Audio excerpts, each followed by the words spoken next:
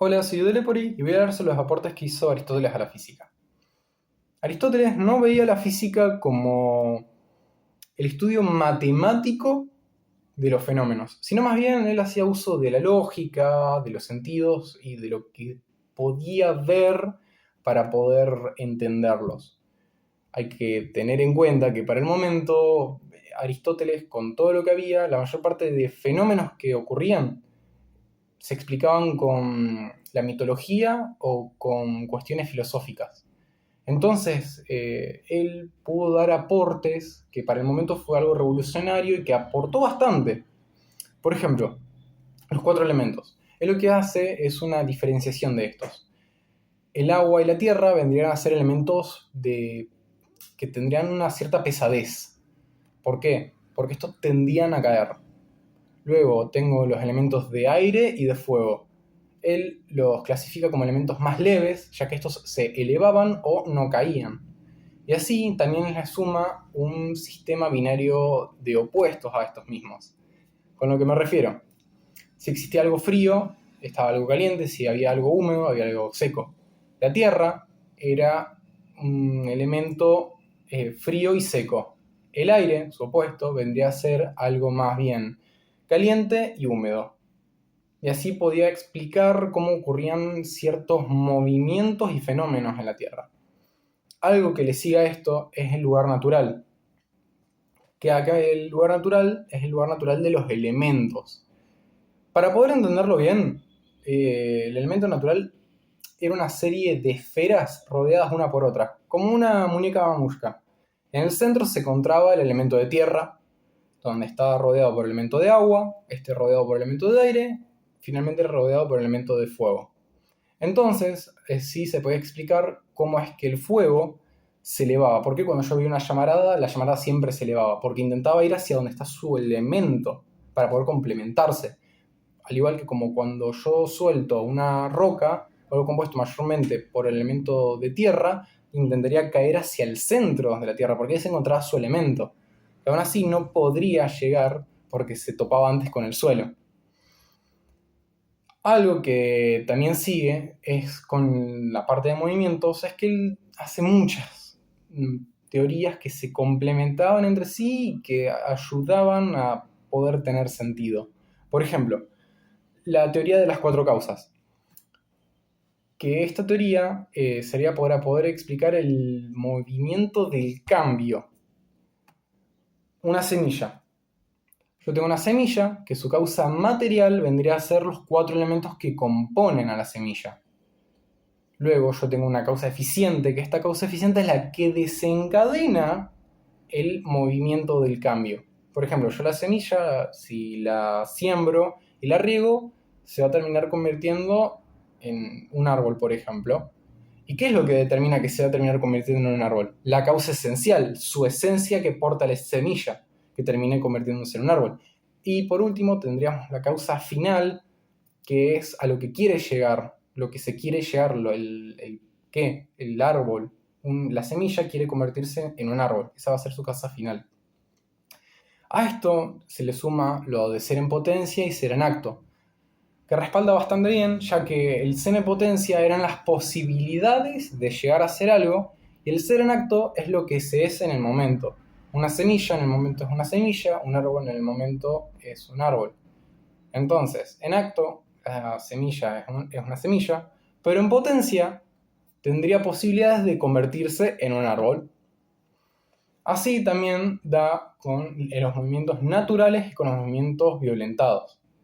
Los movimientos naturales eran los movimientos que ya de por sí seguían los elementos. La caída libre, yo suelto algo y va a intentar ir hacia su elemento, el de tierra. Y por ejemplo, si veo fuego, intentaría ir hacia su elemento de fuego, que está más arriba. Luego, los elementos violentados eran más bien elementos que no seguían este patrón. Yo, por ejemplo, puedo agarrar la roca y en vez de soltarla, la puedo lanzar. Esto va a ser algo violentado porque no está siguiendo su curso natural. No va hacia el centro de la Tierra, va hacia arriba. Entonces, algo que explica bastante bien, es por ejemplo los proyectiles. ¿Por qué cuando lanzo esa misma roca se está moviendo? ¿Por qué está yendo hacia arriba y no hacia su lugar natural? Esto pasaba ya que cuando yo la lanzaba iba dejando detrás de ella un espacio vacío, que este espacio vacío era rellenado por el aire del entorno, el cual empujaba la roca. Entonces la roca iba dejando lugares vacíos, el aire lo iba rellenando y le iba empujando la roca, hasta que en un momento la roca ya no podía seguir siendo empujada por el aire, ya no podía pasar esto, y el aire empezaba a entorpecer el movimiento de la roca, hasta que perdía totalmente la fuerza que tenía. Entonces la roca, al llegar al punto que ya pierde toda esa fuerza, cae rectamente hacia donde está su elemento natural. Entonces, cuando uno se fija cómo eran los proyectiles lanzados, según Aristóteles, eran así, rectos, llegaban a su punto donde ya perdía totalmente la velocidad y caían. Entonces era algo medio caricaturesco para el momento, pero explicaba lo que se veía. Luego, algo que también propone es que haciendo observación de lo que sucedían con los fenómenos en la Tierra y al observar el cielo, él llega a una teoría con que hay dos regiones, la región sublunar y la región supralunar. A lo que me refiero, la región sublunar vendría a ser todo lo que esté por debajo de la Luna, la Tierra. Acá los movimientos eran puramente rectilíneos, había caos, no era algo perfecto el lugar, ya que, por ejemplo, algo podía crecer, eh, podía cambiarse y luego podría morir o destruirse.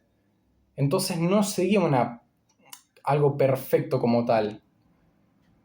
Luego tendríamos la región supralunar, de la Luna y todo lo que se encuentre por encima, los planetas y las estrellas. Por ejemplo, las estrellas las considera algo perfecto. ¿Y por qué eran perfectas las estrellas? Porque estaban constituidas por un elemento que no se encontraba acá. Era un elemento el cual lo llama éter, o si no, la quinta esencia. Era un elemento el cual, en vez de comportarse de manera recta, se comportaba en círculos. ¿Por qué en círculos? Él tomaba con que el círculo era algo perfecto, ya que no tenía ni principio ni fin, no había algo que nazca, crezca, muera o se destruya. Siempre seguía, siempre seguía. Entonces, las estrellas van a estar compuestas por este elemento. Y al ser algo perfecto, él piensa por qué las estrellas se mueven, por qué el cosmos está en movimiento. Entonces, él da con que debe haber una inteligencia, la cual es perfecta. Entonces, las estrellas mismas intentarían copiar esta perfección. Así, a él llama a esta inteligencia el primer motor inmóvil.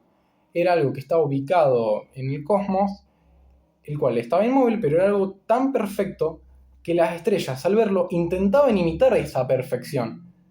¿Y cómo se puede imitar la perfección? Moviéndose en un círculo. Ya que como el círculo era algo perfecto, intentaban imitarlo moviéndose continuamente en círculos. Y así es como se movía todo el cosmos gracias a este gran primer motor inmóvil. Eso fue en parte muchos aportes que hizo Aristóteles a la física. Para el momento fue algo revolucionario, fue algo que cambió. Y aún así era algo raro, pero igualmente la gente lo tomó como que era algo cierto, podía entender mejor las cosas.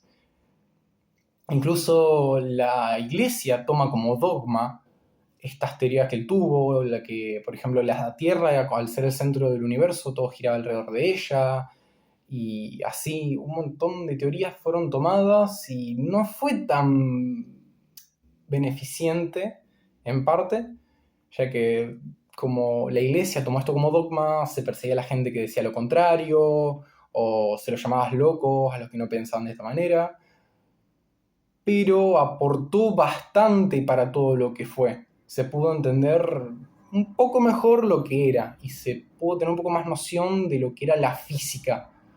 Y así, con el transcurso del tiempo, hubo personas que pensaron diferente, que contradijeron estas teorías, pero Aún así, todo empezó por esto, que fue algo muy importante e interesante para lo que fue el momento.